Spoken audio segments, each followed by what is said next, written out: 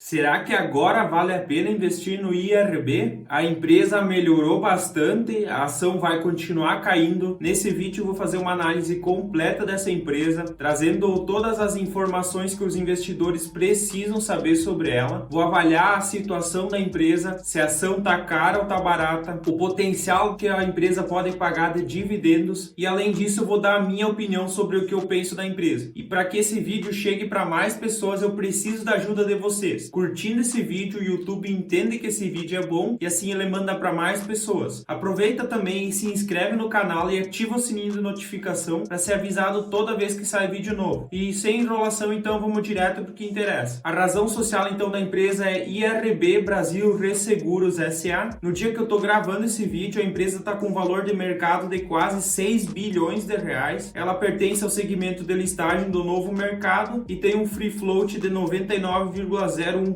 das ações. Ela pertence ao setor financeiro e outros e do segmento de seguradoras. E aqui então, como vocês podem ver, 99% é free float e daí tem mais 1% das ações em tesouraria e desses 99 que são negociados na bolsa de valores, o Bradesco tem 15,8% e o Itaú tem 11,5%. Então tem dois bancões tradicionais que têm uma participação relevante no IRB. No dia que eu estou gravando esse vídeo, a ação está cotada a R$ 4,94 e como vocês podem ver aqui no gráfico, desde 2017, quando o IRB fez o IPO na bolsa, a ação já teve uma grande valorização e depois despencou de uma forma muito rápida e atualmente então está na situação que praticamente todo mundo já sabe, com bastante dificuldades. E aqui então eu trouxe um pouquinho dos indicadores para mostrar para vocês, mas é difícil de avaliar eles porque a maioria está negativo, porque a empresa vem dando prejuízo. Então, como vocês podem ver, o PL está negativo e aí vocês podem ver também a margem, a rentabilidade, todos esses indicadores estão negativos, então não tem como avaliar. Então eu vou passar isso aqui. O payout da empresa então atualmente está em zero, porque a empresa vem dando prejuízo, então não tem o que pagar para os acionistas, mas eu trouxe aqui para mostrar para vocês que nos anos anteriores, quando ela ainda dava lucro, ela pagava um payout bem interessante. Em 2017 ela pagou quase 75% de payout, em 2018 ela pagou um pouco menos, então 63,5%. Em 2019 ela já sofreu mais e só pagou 26,2%. E 2020 atualmente ela não pagou mais nada. E aqui então os números que eu sempre olho nas empresas, que é a receita líquida e o lucro líquido. Eu busco empresas que tenham esses números crescentes e como vocês podem ver, a receita líquida do IRB ela é crescente. Em 2014 a receita era de 2,9 bilhões e ele foi crescendo ano após ano até 2020, quando foi de 8,4 bilhões de reais. E o lucro líquido então ele era de 601,5 milhões de reais em 2014 e ele também foi subindo até 2019, quando foi de 1,2 bilhões de reais. Só que aí em 2020 a empresa teve graves problemas e ela deu prejuízo pela primeira vez e foi um prejuízo gigantesco de 1,5 bilhão de reais. Mas como vocês podem ver, sem considerar o prejuízo do ano de 2020, que foi um caso um pouco fora do comum, a empresa ela tinha resultados crescentes. Então isso é até um ponto positivo para se avaliar, apesar de toda a situação atual que a empresa vive. Atualmente a empresa está passando por uma reestruturação e está conseguindo melhorar. E pelo quarto trimestre consecutivo ela teve geração de caixa. Aqui no gráfico vocês podem ver que até o segundo trimestre de 2020 ela não estava gerando caixa, que a partir do terceiro trimestre de 2020 ela conseguiu gerar caixa. No segundo trimestre de 2021 ela chegou a gerar 365,3 milhões de reais. E nesse primeiro semestre de 2021, isso deu o valor então de 916 milhões de reais que a empresa gerou de caixa. Então bem próximo de 1 bilhão de reais. Isso já mostra então que a empresa ela está conseguindo melhorar a situação dela e vocês vão entender por que ela ainda está dando prejuízo e por que ela deu tanto prejuízo. E aqui então o aumento da solvência, a empresa conseguiu aumentar para o maior nível desde o início de 2020. Atualmente então em junho de 2021 a solvência total da empresa é de 273% e a solvência regulatória, então que é a exigida, é de 176%. Então existe aqui uma margem de segurança da empresa e ela tem uma solvência a mais do que ela precisaria ter, e isso é muito importante também para dar segurança para os investidores que ela está se reestruturando e melhorando essa situação dela. Aqui então eu trouxe algumas informações para mostrar para vocês o porquê a empresa ainda está dando prejuízo. Esse então é o lucro líquido recorrente recorrente e no primeiro semestre de 2021 ele foi positivo em 57 milhões. Só que como vocês podem ver, o lucro contábil ele foi negativo em 156 milhões. E eu já vou mostrar para vocês porque o lucro recorrente ele é positivo e o contábil ainda não. E aqui então vai ficar mais claro para vocês. O IRB ele fez uma revisão da estratégia do portfólio de negócios da empresa. A empresa tinha vários contratos que davam prejuízo e eles estão vencendo, então a empresa não está renovando esses contratos e está analisando e só renovando contratos se ela conseguir taxas mais atrativas para ela não ter problemas e mais prejuízos. Então ela está se desfazendo de contratos ruins e só está renovando ou para taxas boas ou fazendo novos contratos. E aqui então, como vocês podem ver, no primeiro semestre de 2021 o lucro líquido contábil foi negativo em menos 156 milhões. Só que o run-off foi de 209,4 milhões. E é justamente esse valor aqui que torna o resultado da empresa negativa. E o que seria isso? Basicamente são os contratos que não estão sendo renovados. E contabilmente isso acaba sendo contabilizado. Por isso que a parte contábil da empresa ainda está como prejuízo. Mas na verdade, desconsiderando a parte contábil e fazendo lucro líquido recorrente, a empresa já voltou a dar lucro. E como vocês podem ver aqui, o lucro líquido do run-on ele seria de 53,3 milhões e daí mais os 3,8 milhões do on-off, que daria então 57,1 milhões de reais no primeiro semestre de 2021. E como vocês podem ver, isso é um resultado já muito melhor. Se nós comparar com o primeiro semestre de 2020, o prejuízo contábil ele foi de 621,7 milhões de reais, um valor muito maior do que atualmente. Isso é que ainda não teve o run-off e nesse caso então a empresa ela não estava gerando caixa de fato e por isso que o prejuízo foi tão grande. E isso ainda que a empresa teve mais um prejuízo de 110 milhões na venda de participação em shoppings. Então isso totalizou 732 milhões de reais de prejuízo no primeiro semestre de 2020. E isso que deu então um impacto tão grande no ano passado e por isso aquele prejuízo de 1,5 bilhão de reais. E aqui então destaca exatamente o que aconteceu. Como vocês podem ver aqui, os negócios descontinuados são o run-off e é isso então quem está afetando atualmente o resultado da empresa, e o run-on são os negócios remanescentes e isso no futuro vai trazer resultados bons para a empresa. E aqui então a evolução dos ativos financeiros. Os ativos financeiros da empresa vem crescendo bastante, ele praticamente dobrou de dezembro de 2019 até junho de 2021. A empresa então teve aumento do caixa operacional e aplicações financeiras para 9,1 bilhões. E aqui então a composição dos ativos financeiros por classe. Em junho de 2020 a empresa tinha 55% em pós-fixado, 27% em dólar e 14% em inflação. E ela foi fazendo essa mudança e atualmente então o pós-fixado diminuiu para 45%, a exposição a dólar aumentou para 35%, a da inflação se manteve, a renda variável então aumentou para 3% e o crédito privado também se manteve em 2%. Então mostrando que a empresa ela aumentou a exposição dela ao dólar e diminuiu um pouco a dependência dela no pós-fixado. E aqui então os prêmios emitidos no primeiro semestre de 2020, a empresa tinha 45% dos prêmios emitidos no Brasil e 55% no exterior, e agora no primeiro semestre de 2021 esse percentual praticamente se inverteu, agora 56% no Brasil e 44% no exterior. E aqui então mostra a estratégia da reestruturação da empresa. Ela utilizou a iniciativa CFG, que é Clean, Fix and Growth. Então o que é isso? Seria a empresa fazendo uma limpeza, remodelando contratos para poder voltar a crescer. Basicamente é isso. Então como a empresa ela tem vários contratos ruins ainda, ela está fazendo essa reestruturação, se desfazendo, não renovando contratos ruins e renovando somente se as taxas forem adequadas para a empresa. Então como aqui informa, ela está limpando o portfólio e excluindo contratos com grande representatividade que não dão lucro, e estão saindo então 17 contratos vultuosos, sendo 4 em 2020 e 13 em 2021. Então como esses contratos estão saindo a recém da empresa, a empresa ainda está com resultados ruins. O investidor precisa entender que isso aqui não vai acontecer do dia para a noite. Isso ainda vai levar algum tempo e para a empresa mostrar os resultados positivos dessa reestruturação. Aqui o gráfico ele mostra então como os contratos estão diminuindo e até 2023 esses contratos então vão se encerrar. Isso ainda vai levar algum tempo para ficar mais claro para o investidor. Então quem tiver atento e entender exatamente o que está acontecendo, ele vai estar um passo à frente da maioria que não olha com bastante bastante cuidado para todas essas informações. Aqui então o prêmio emitido, comparando então o segundo trimestre de 2020 com o segundo trimestre de 2021, houve então uma diminuição de mais de 15% nessa emissão dos prêmios, e comparando então o primeiro semestre de 2020 com o primeiro semestre de 2021, essa queda então foi um pouco menor, mas também foi de 9,9%, impactado então principalmente pelos prêmios emitidos no exterior, já que os prêmios emitidos no Brasil cresceram. Como vocês podem ver aqui na comparação do trimestre, cresceu 6,6% os prêmios emitidos no Brasil e caiu 33,3% os do exterior. E olhando então para o semestre, aumentou 11,8% os prêmios emitidos no Brasil e diminuiu 27,6% os prêmios emitidos no exterior. Então a empresa ela teve uma evolução das provisões técnicas, então agora a empresa está com o nível atual de reservas adequado. Comparando com o dezembro de 2019, houve um crescimento então de 33,3% nessas provisões, o que dá mais segurança para a empresa. E aqui então de novo sobre a geração de caixa operacional, no segundo trimestre de 2020 a geração de caixa operacional ela estava sendo negativa em 281,9 milhões de reais, e agora nesse segundo trimestre de 2021 ela foi positiva em 352 milhões de reais. É muito importante ver aqui que a empresa ela já está gerando caixa operacional. Então é muito importante que os investidores entendam que aqueles contratos eles ainda pesam bastante no resultado da empresa, e ela não pode simplesmente acabar com esses contratos do dia para a noite. Ela precisa esperar vencer, renegociar para taxas melhores ou simplesmente não renovar mais. E aqui então a iniciativa Clean Fix and Growth, o IRB limpou significativamente seu portfólio com a saída de vários contratos proporcionais não rentáveis e ajuste nos termos e condições de outras renovações, e mesmo após ajuste de taxas e mudanças nas condições, o IRB conseguiu renovar 84% de suas contas-alvo. Nas renovações de 2021, o IRB focou na lucratividade e não no crescimento do prêmio, e é muito importante focar nessa lucratividade, que é o que o investidor busca. Então, consequentemente, houve redução do prêmio emitido. Com a redução no prêmio, o IRB também reduziu significativamente a volatilidade de seus resultados, especialmente em aviação, rural e patrimonial internacional. As taxas ajustadas dos contratos aumentaram em média de 5 a 15%. O índice de sinistralidade teve uma melhora de 40 pontos percentuais na comparação do segundo trimestre de 2020 com o segundo trimestre de 2021 e de 23 pontos percentuais na comparação do primeiro semestre de 2020 com o primeiro semestre de 2021. E o índice combinado então teve uma melhora de cerca de 36 pontos percentuais na comparação do segundo trimestre de 2020 com o segundo trimestre de 2021 e cerca de 20 pontos percentuais na comparação do primeiro semestre de 2020 com o primeiro semestre de 2021. Então aqui em relação ao futuro, o IRB concluiu o planejamento estratégico e iniciou a sua implementação em 3 grandes pilares. O pilar da estratégia, que é avaliar os cenários e caminhos pertinentes de criação de valor, identificar os mercados foco e desenvolver as estratégias para capturar as oportunidades das linhas de produtos e clientes. O pilar da cultura e talentos, nova cultura vigente baseada na excelência, foco no cliente, colaboração e resultados sustentáveis, desenvolvimento da estrutura, governança e capacidades necessárias para sustentar a estratégia desenvolvida, e o pilar do rebranding, onde vai revisar a marca, missão e propósito do IRB Brasil Resseguros. E a estratégia do IRB então é tornar-se a resseguradora líder incontestável do mercado local e referência regional, alavancando toda a expertise de mercado e relacionamento, ao mesmo tempo mantendo uma operação enxuta, rentável e orientada ao cliente. E aqui, pessoal, eu só trouxe um print aqui da CVM 358, os relatórios que as empresas são obrigadas a divulgar quando alguma pessoa que é ligada à empresa faz alguma compra ou venda de ativo, e não houve nenhuma movimentação nesse último mês. Só que eu trouxe aqui uma coisa que eu achei muito interessante, é a posição da diretoria da empresa. Aqui então é o formulário consolidado de agosto de 2021. Então, como vocês podem ver, não foi feita nenhuma operação. O saldo da diretoria em ações é de 0 ações. Isso aqui é um ponto de atenção muito importante. É até difícil de entender como que a empresa quer que os investidores acreditem na empresa e invistam nela se a própria diretoria não tem nenhuma ação da empresa. Então, isso aqui foi um ponto que me chamou bastante atenção. E, pessoal, então eu não sou investidor da IRB. É uma empresa então que passou por um momento muito turbulento. No ano passado, a ação estava perto da máxima dela, em torno de R$40, e ela caiu em poucos dias para para R$7 por causa do escândalo que estourou da empresa, onde ela adulterou resultados. Então isso aqui é muito grave. Existem pessoas indiciadas que faziam parte da IRB. Atualmente essas pessoas já foram desligadas da empresa, mas existe ainda muito medo por parte dos investidores. O que eu vejo então que é uma empresa que apanhou bastante, olhando então para o potencial que a empresa tem de trazer resultados e pro valor atual da empresa, eu acho que ela tá barata. Existe aqui uma possibilidade muito interessante da empresa valorizar, só que existe o grande problema dela voltar a trazer resultados positivos. Na minha opinião, o que eu vejo é que na hora que a maioria dos investidores perceberem que a empresa está melhorando e que ela apresentar resultados, a ação ela pode subir muito rápido, e aí, como acontece na maioria das vezes, os sardinhas entram só depois de uma grande valorização e acabam ficando sem muitos resultados, ou inclusive podem comprar num topo que depois pode ter prejuízo. Eu acredito que o investidor que tenha interesse na empresa, ele deve estudar bem ela, e o momento de entrar é agora, onde ela ainda está com resultados ruins, e apesar de já serem muito melhores do que eram no ano passado. Como vocês viram, a empresa ainda está dando prejuízo, mas esse prejuízo já é contábil, não é um prejuízo recorrente. A empresa voltou a gerar caixa, isso é muito positivo, e eu vejo até um potencial bem interessante aqui na empresa. É claro que existe muita desconfiança sobre os rumos da empresa, então cada investidor tem que fazer sua análise para ver se faz sentido ou não, e avaliar também o risco que está correndo nessa empresa. Então, pessoal, essa é a minha opinião. Se eu fosse investir na empresa, o momento ideal seria agora, que a empresa não está sendo tão visada, ainda está apanhando bastante, e é muito importante que o investidor entenda que mesmo investindo na empresa agora, existe uma grande possibilidade da ação continuar caindo ou ficar oscilando próximo à cotação atual dela. Isso porque esses resultados que a empresa vai apresentar, eles não vão ser do dia para a noite. Provavelmente os resultados bons da empresa só a partir de 2023. Então, quem não tem paciência e não tem essa consciência, é melhor não investir numa empresa como essa, porque o risco ele é grande para qualquer empresa na bolsa, mas principalmente para uma empresa que está na situação como é a atual da IRB. Lembrando sempre, pessoal, que esse vídeo aqui, isso não é uma recomendação de investimentos. Eu só trouxe aqui informações e indicadores que eu acho muito importantes que vocês saibam. Então, usem esse material aqui como estudo, busquem mais informações e tentem não correr riscos desnecessários e se alavancar demais num negócio que é tão perigoso. Eu peço de novo para vocês curtir esse vídeo, isso é muito importante para esse conteúdo chegar para mais pessoas e mais pessoas ter acesso a essa informação. Eu peço também para se inscrever no canal e ativar o sininho de notificação para ser avisado toda vez que sai vídeo novo. Como de costume, eu vou deixar na tela um vídeo, uma playlist que eu recomendo que vocês assistam. Eu espero vocês no próximo vídeo. Até lá e tchau!